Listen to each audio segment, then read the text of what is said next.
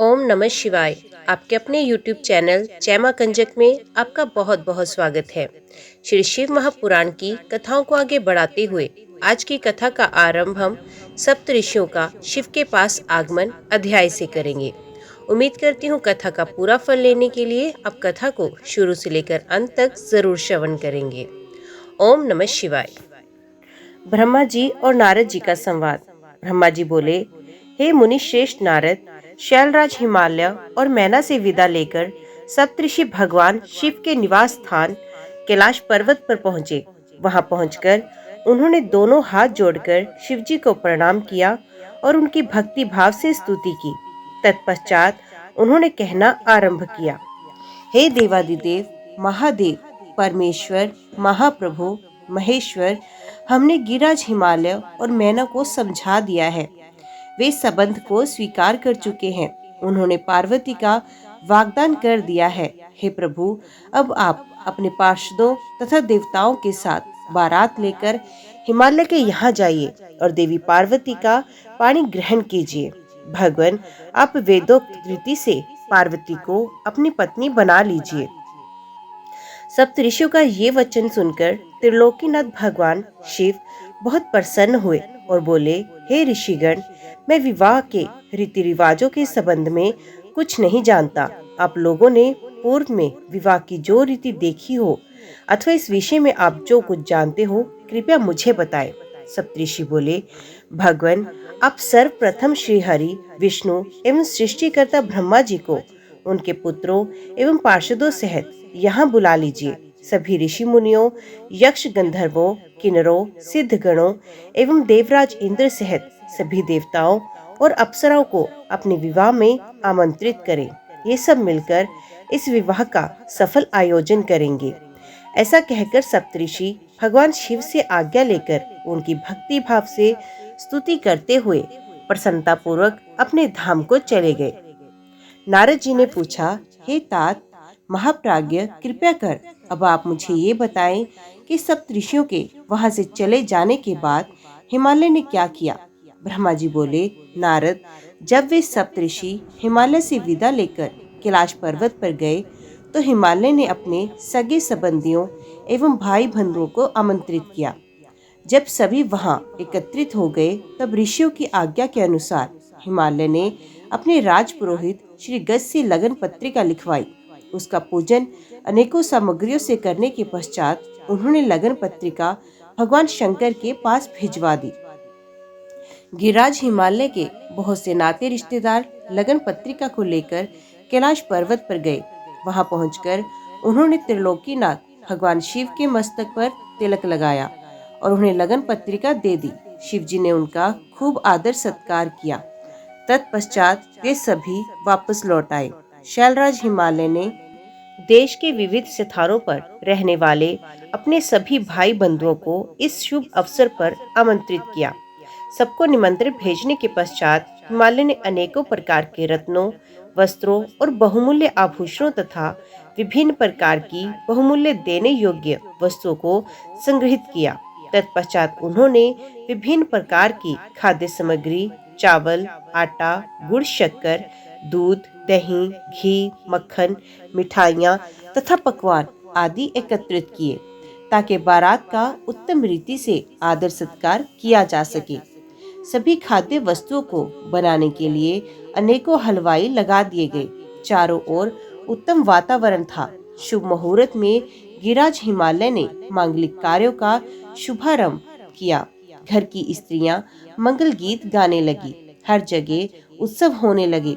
देवी पार्वती का संस्कार कराने के पश्चात वहां उपस्थित नारियों ने उनका श्रृंगार किया।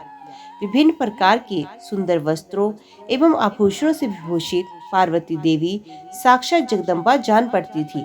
उस समय अनेक मंगल उत्सव और अनुष्ठान होने लगे। अनेकों प्रकार के साज श्रृंगार से शोभित होकर स्त्रियां इकट्ठी हो गई। शैलराज हिमालय भी प्रसन्नता पूर्वक निमंत्रित बंधु बांधवों की प्रतीक्षा करने लगे और उनके पधारने पर उनका यथोचित आदर सत्कार करने लगे। लोकोचार रीतियां होने लगी। गिरिराज हिमालय द्वारा निमंत्रित सभी बंधु बांधव उनके निवास पर पधारने लगे। गिरिराज सुमेरु अपने साथ विभिन्न प्रकार की मणियां और महारत्नों को उपहार के रूप में लेकर आए।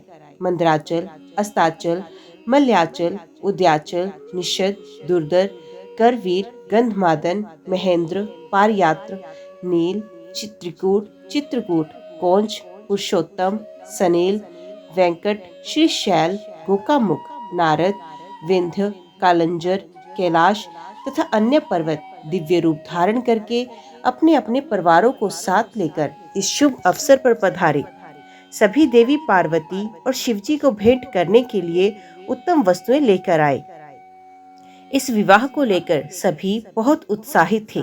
इस मंगलकारी अवसर पर सोनभद्रा, नर्मदा, गोदावरी, यमुना, ब्रह्मपुत्र, सिंधु, विपासा, चंद्रभागा, भागीरथी, गंगा आदि नदियां भी नर नारी का रूप धारण करके अनेक प्रकार के आभूषणों एवं सुंदर वस्त्रों से सज धज कर शिव पार्वती का विवाह देखने के लिए आई। शैलराज हिमालय ने उनका खूब आदर सत्कार किया तथा सुंदर उत्तम स्थानों पर ठहरने का प्रबंध किया। इस प्रकार शैलराज की पूरी नगरी जो शोभा से संपन्न थी पूरी तरह भर गई। विभिन्न प्रकार के बंधनवारों एवं ध्वज पताकाओं से ये नगर सजा हुआ था। चारों ओर चंदोवे लगे हुए थे। विभिन्न प्रकार की नीली पीली रंग बिरंगी प्रभा नगर की शोभा को और भी बढ़ा रही थी। हे नारद, शैलराज हिमालय ने अपने नगर को बारात के स्वागत के लिए विभिन्न प्रकार से सजाना शुरू कर दिया। हर जगह की सफाई का विशेष ध्यान रखा गया। सड़कों को साफ कराया गया और उन पर छिड़काव कराया गया। तत्पश्चात उन्हें बहुमूल्य साधनों से सुसज्जित एवं शोभित किया गया। प्रत्येक घर के दरवाजे पर केले का मांगलिक पेड़ लगाया गया। आम के पत्तों को रेशम के धागे से बांधकर सुंदर बंधनवारे बनाई गई। विभिन्न प्रकार के सुगंधित फूलों से हर स्थान को सजाया गया। सुंदर तोरणों से घर को शोभायमान किया गया। चारों ओर का वातावरण अत्यंत सुगंधित था। वहाँ का दृश्य दिव्य और अलौकिक था। विश्वकर्मा को गिरिराज हिमालय ने आदर पूर्वक बुलवाया और उन्हें एक दिव्य मंडप बनाने की रचना करने को कहा।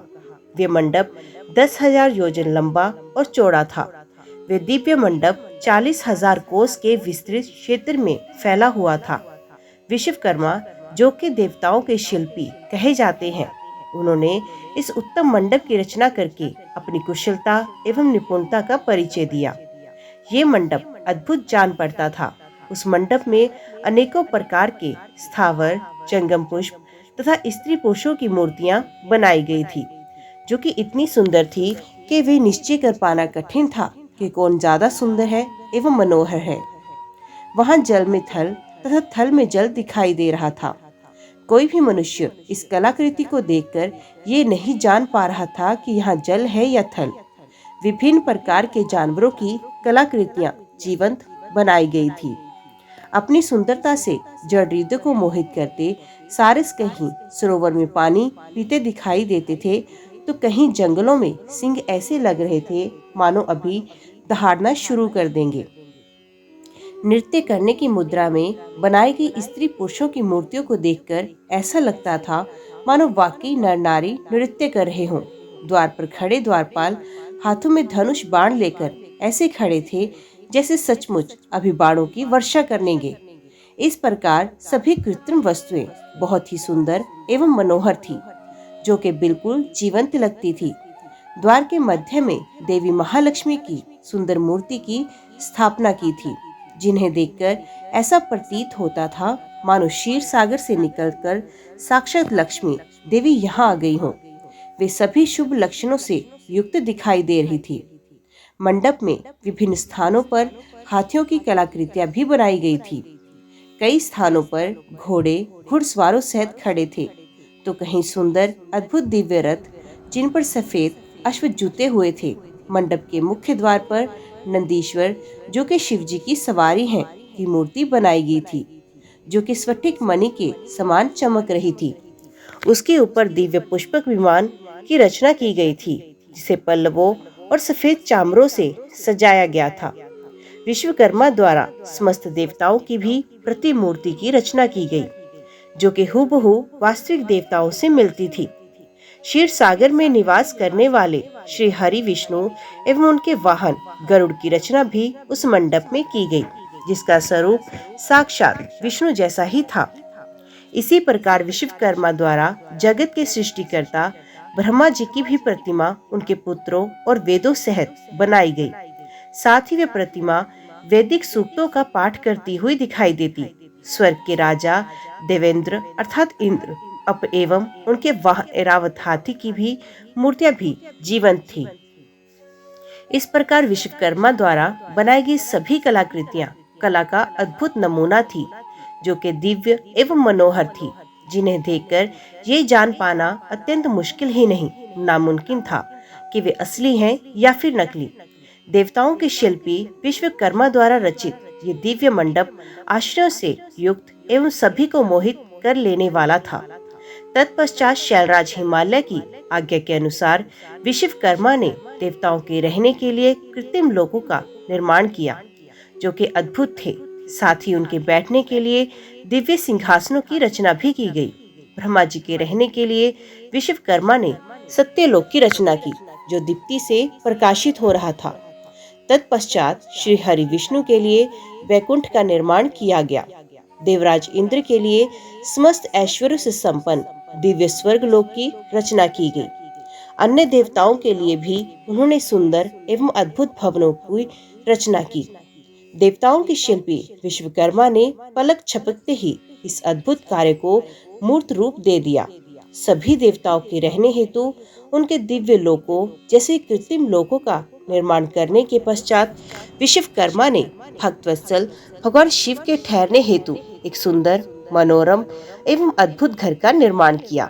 ये भवन भगवान शिव के कैलाश स्थित धाम के अनुरूप ही था। यहाँ शिव चिन्ह शोभा पाता था। ये भवन परम उज्ज्वल दिव्य प्रभापुंज से सुभाषित उत्तम और अद्भुत था।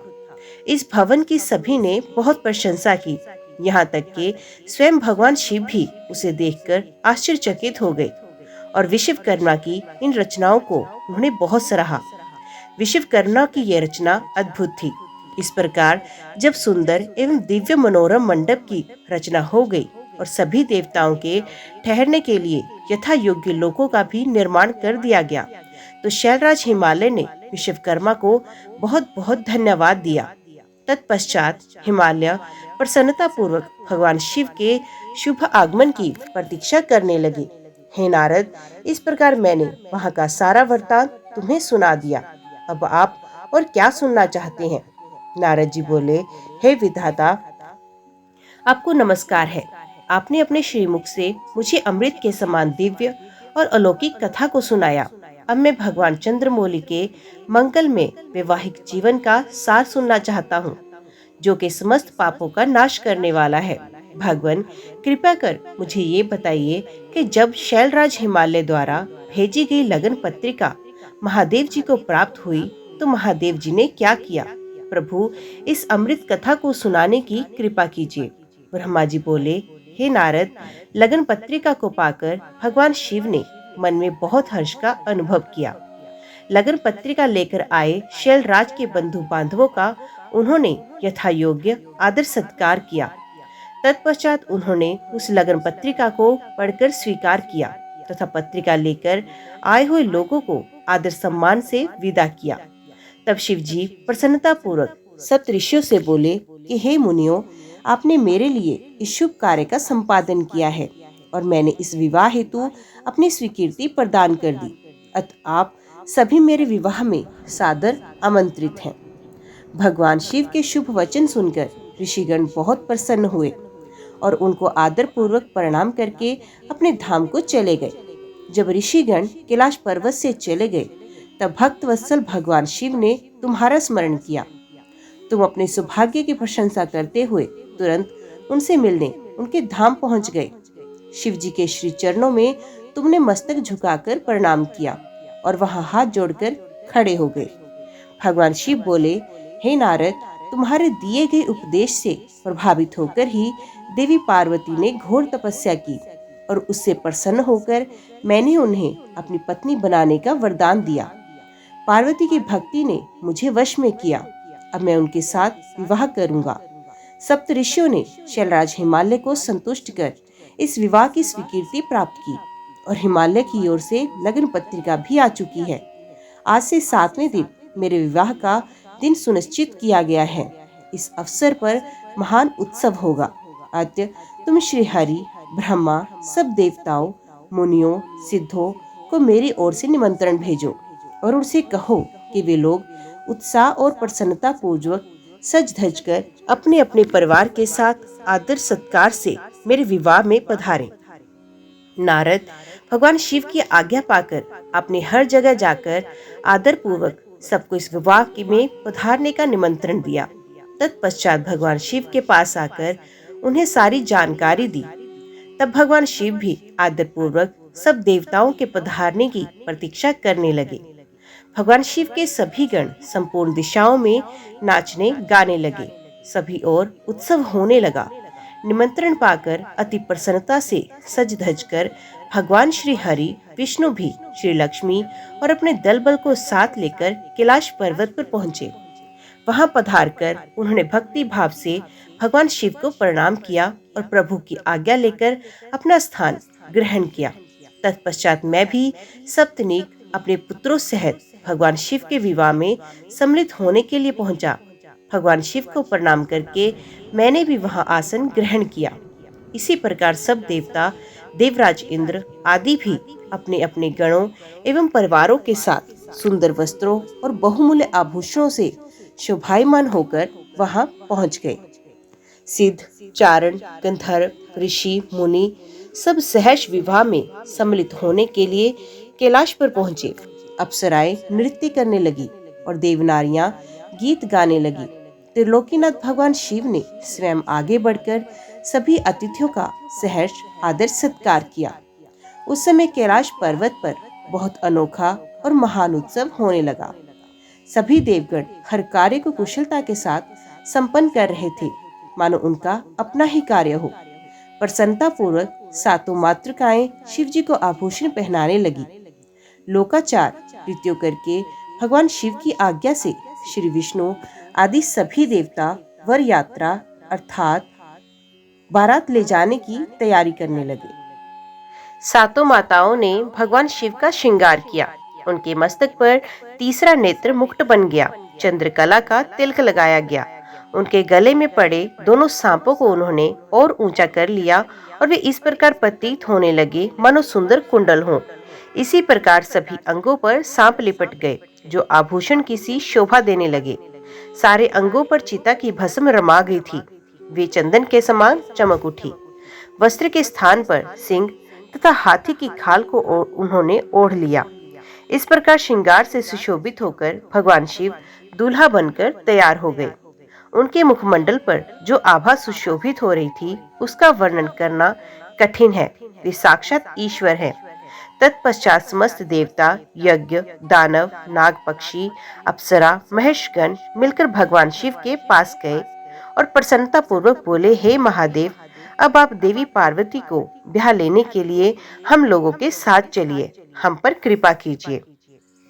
तत्पश्चात क्षीर सागर के स्वामी श्री हरि विष्णु भगवान शिव को आदर पूर्वक नमस्कार करके बोले, हे देवादिदेव महादेव, भक्त वत्सल अब सदैव ही अपने भक्तों के कार्यों को सिद्ध करते हैं। हे प्रभु, अब गिरजा नंदिनी देवी पार्वती के साथ वेदोक्त रीति से विवाह कीजिए। आपके द्वारा उपयोग में लाई जाने वाली विवाह रीति ही जगत में विवाह रीति के रूप में विख्यात होगी। भगवान, आप कुल धर्म के अनुसार मंडप की स्थापना करके इस लोक में अपने यश का विस्तार कीजिए। भगवान विष्णु के ऐसा कहने पर महादेव जी ने विधि पूर्वक सब कार्य करने के लिए मुझ ब्रह्मा से कहा। तब मैंने श्रेष्ठ मुनियों कश्यप, अत्रि, वशिष्ठ, गौतम, भगुरी, गुरु, कर्ण, बृहस्पति, शक्ति, जमदग्नि, प्राशर, मार्कंडेय, अगस्त्य, च्यवन, गर्ग, शिलापाक, अरुणापाल, इकृतशम, शिलाद, दधीचि, उपमन्यु, भरद्वाज, अकृतवर्ण, पिपलाद, कुशिक, कोत्स तथा शिष्यों सहित व्यास आदि उपस्थित ऋषियों को बुलाकर भगवान शिव की प्रेरणा से विधि पूर्वक अभ्योदिक कर्म कराए। सबने मिलकर भगवान शंकर की रक्षा विधान करके ऋग्वेद, यजुर्वेद द्वारा स्वसित वाचन किया। फिर सभी ऋषियों ने सहर्ष मंगल कार्य संपन्न कराए। तत्पश्चात ग्रहों एवं विघ्नों की शांति हेतु पूजन कराया। इन सब वैदिक और अलौकिक कर्मों की विधि पूर्वक संपन्न हुआ देखकर भगवान शिव बहुत प्रसन्न हुए। तब भगवान शिव हर्ष पूर्वक देवताओं और ब्राह्मणों को साथ लेकर अपने निवास स्थान कैलाश पर्वत से बाहर आए। उस समय शिवजी ने सब देवताओं और ब्राह्मणों को आदर पूर्वक हाथ जोड़कर नमस्कार किया। चारों ओर गाजे बाजे बजने लगे। सभी मंत्र मुग्ध होकर नृत्य करने लगे। वहां बहुत बड़ा उत्सव होने लगा। हे नारद, भगवान शिव ने कुछ गणों को वहीं रुकने का आदेश देते हुए नंदीश्वर सहित सभी गणों को हिमालयपुरी चलने की आज्ञा दी। उसी समय गणों के स्वामी शंकरण करोड़ों गण साथ लेकर चल दिए। फिर भगवान शिव की आज्ञा पाकर गणेश्वर, शंकरण, केकराक्ष, विकृत, विशाख, पारिजात, विकृतानन, दुदम्ब, कपाल, संदारक, कंदुक, कुंडक, विष्टम, पिप्पल, स्नादक, आवेशन, कुंड, पर्वतक, चंद्रातपन, काल, कालक, महाकाल, अग्निक, अग्निमुख, आदित्य मुद्रा, घनाभ, सन्नाह, कुमुद, अमोघ, कोकिल, सुमंत्र, काकपादोदर, संतात्नक, मधुपिंग, कोकिल, पूर्णभद्र, नील, चतुर्वक्त, करण, अहिरोमक, यज्वाक्ष, शतमन्यु, मेघमन्यु, काष्ठगूढ़, विरूपाक, सुकेश, वृषभ, सनातन, तालकेतु, षण्मुख, चैत्र, स्वयं प्रभु, लकुलिश, लोकांतक, दीपात्मा, देनांतक, भृगुरेटी, देवोदिदेव प्रिय, अश्नि, भानुक, प्रमथ तथा वीरभद्र अपने असंख्य गणों को साथ लेकर चल पड़े। नंदीश्वर एवं गणराज भी अपने अपने गणों को ले क्षेत्रपाल और भैरव के साथ उत्साह पूर्वक चल दिए। उन सभी गणों के सर पर जटा, मस्तक पर चंद्रमा और गले में नील चिन्ह था। शिवजी ने रुद्राक्ष के आभूषण धारण किए हुए थे। शरीर पर भस्म शोभायमान थी। सभी गणों ने हार, कुंडल, केयूर तथा मुकुट पहने हुए थे। इस प्रकार त्रिलोकीनाथ महादेव अपने लाखों करोड़ों शिव गणों तथा मुझे, श्रीहरि और अन्य सभी देवताओं को साथ लेकर धूमधाम से हिमालय नगरी की ओर चल दिए। शिवजी के आभूषणों के रूप में अनेक सर्प उनकी शोभा बढ़ा रहे थे और वे अपने नंदी बैल पर सवार होकर पार्वती जी को ब्याहने के लिए चल दिए। इस समय चंडी देवी महादेव जी की बहन बनकर नृत्य करती हुई उस बारात के साथ चल पड़ी। चंडी देवी ने सांपों को आभूषणों की तरह पहना हुआ था और वे प्रेत पर बैठी हुई थी तथा उनके मस्तक पर सोने से भरा कलश था जो कि दिव्य प्रभापुंज सा प्रकाशित हो रहा था। उनकी ये मुद्रा देखकर शत्रु डर के मारे कांप रहे थे। करोड़ों भूत प्रेत उस बारात की शोभा बढ़ा रहे थे। चारों दिशाओं में डमरू, भेरियों और शंखों के स्वर गूंज रहे थे। उनकी ध्वनि मंगलकारी थी जो विघ्नों को दूर करने वाली थी। श्री हरि विष्णु सभी देवताओं और शिव गणों के बीच में अपने वाहन गरुड़ पर बैठकर चल रहे थे। उनके सर के ऊपर सोने का छत्र था। चमल ढुलाए जा रहे थे। मैं भी वेदों, शास्त्रों, पुराणों, आगमों, सनकादि महासिद्धों, प्रजापतियों, पुत्रों तथा अन्य परिजनों के साथ शोभायमान होकर चल रहा था। स्वर्ग के राजा इंद्र भी रावत हाथी पर आभूषणों से सज धज कर बारात की शोभा में चार चांद लगा रहे थे। भक्तवत्सल भगवान शिव की बारात में अनेक ऋषि मुनि और साधु संत भी अपने दिव्य तेज से प्रकाशित होकर चल रहे थे। देवादिदेव महादेव जी का शुभ विवाह देखने के लिए शाकिनी, यातुधान, बेताल, ब्रह्म राक्षस, भूत प्रेत, पिशाच, प्रमथ आदि गण, तुम्बुरु, नारद, हाहा और हुहु आदि श्रेष्ठ गंधर्व तथा किन्नर भी प्रसन्न मन से नाचते गाते उनके साथ हो लिए। इस विवाह में शामिल होने में स्त्रियां भी पीछे नहीं थी। सभी जगत माताएं, देव कन्याएं, गायत्री, सावित्री, लक्ष्मी और सभी देवांगनाएं और देवी पत्नियां तथा देव माताएं भी खुशी खुशी शंकर जी के विवाह में सम्मिलित होने के लिए बारात के साथ ही चल दी। वेद, शास्त्र, सिद्ध और महर्षि जिसे धर्म का स्वरूप मानते हैं, जो स्फटिक के समान श्वेत व उज्जवल है, वे सुंदर बैल नंदी भगवान शिव का वाहन है। शिव जी नंदी पर आरूढ़ होकर उसकी शोभा बढ़ाते हैं। भगवान शिव की ये छवि बड़ी मनोहारी थी। वे सज धज कर समस्त देवताओं, ऋषि मुनियों, शिवगणों, भूत प्रेतों, माताओं के सानिध्य में अपनी विशाल बारात के साथ अपनी प्राणवल्लभा देवी पार्वती का पाणी ग्रहण करने के लिए सानंद होकर अपने ससुर गिरिराज हिमालय की नगरी की ओर पग बढ़ा रहे थे। वे सब मदमस्त होकर नाचते गाते हुए हिमालय के भवन की तरफ बढ़े जा रहे थे। हिमालय की तरफ बढ़ते समय उनके ऊपर आकाश से पुष्पों की वर्षा हो रही थी। बारात का वे दृश्य बहुत ही मनोहारी लग रहा था। चारों दिशाओं में शहनाइयां बज रही थी और मंगल गान गूंज रहे थे। उस बारात का अनुपम दृश्य सभी पापों का नाश करने वाला तथा सच्ची आत्मिक शांति प्रदान करने वाला था। ओम नमः शिवाय। आज की वीडियो में इतना ही। उम्मीद करती हूँ वीडियो आपको पसंद आई होगी। वीडियो पसंद आई हो तो वीडियो को लाइक और चैनल को सब्सक्राइब जरूर कीजिएगा। ओम नमः शिवाय लिखकर कमेंट बॉक्स में अपनी हाजिरी और अपने सुझाव देना ना भूलेगा। तो मिलते हैं अगले अध्याय के साथ। तब तक के लिए देखते व सुनते रहिए। जय मां कंजक, जय माता दी।